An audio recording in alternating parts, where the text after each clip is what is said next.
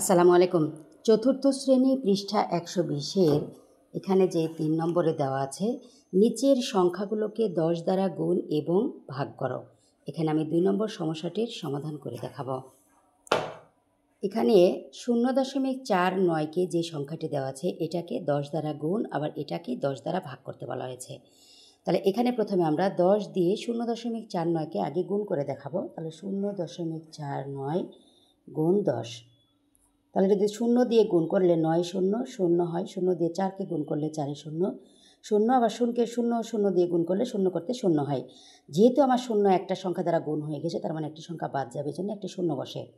এবার 1 দিয়ে 9কে গুণ করলে 9 1কে 9, 4 দিয়ে 1কে গুণ করলে 4 1কে 4, 1 দিয়ে 0কে গুণ করলে 1 0 0। এবার এই 0 বসলো, যোগ করে দেব। তাহলে এখানে আছে 9 শুধু, এখানে 4 করতে 4 বসবে, এখানে 0। এখন আমার দশমিকের কয় ঘর ডানে দুইটা সংখ্যা আছে এবং কয়টি সংখ্যার পরে হচ্ছে দশমিক আছে, তার মানে 1 2 দুইটা সংখ্যার পরে দশমিক আছে ডান দিক থেকে। তাহলে আমরা 1 2 দুইটা সংখ্যার পরে ডান দিক থেকে দশমিক বসাবো। এবার আমরা এখানে উত্তর কত লিখব। এখানে যেহেতু দশমিকের আগে যে সংখ্যা আছে তার আগে শূন্য আছে, এই শূন্যটা আমরা আর বসাবো না, এটার কোনো প্রয়োজন নেই।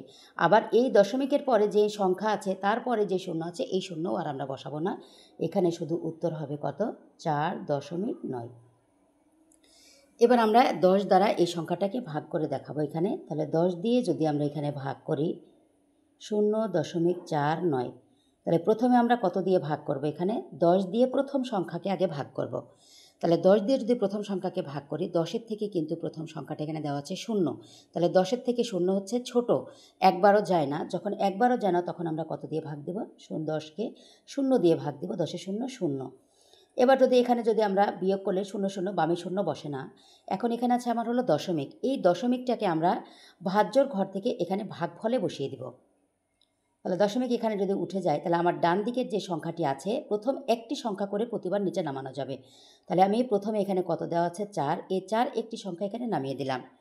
এবার 10 দিয়ে যে একটি করে সংখ্যা নিচে নামালে তাকে কিন্তু ভাগ দিতেই হবে।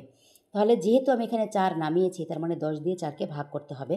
তাহলে 10 দিয়ে 4কে ভাগ দিলে 10 1কে 10, একবার দিলে বেশি হয়ে যায়, আমরা কতবার দেব, 0 বার দেব। 10-এ 0 0 ভাগ দিলে 0 হয়। এবার বিয়োগ করলে হয়ে হচ্ছে 4। এবার আমরা কি করব, ডানে কিন্তু আমাদের আরেকটি সংখ্যা আছে, এই সংখ্যাটিকে আমরা নিচে কি করব, নামিয়ে দেব।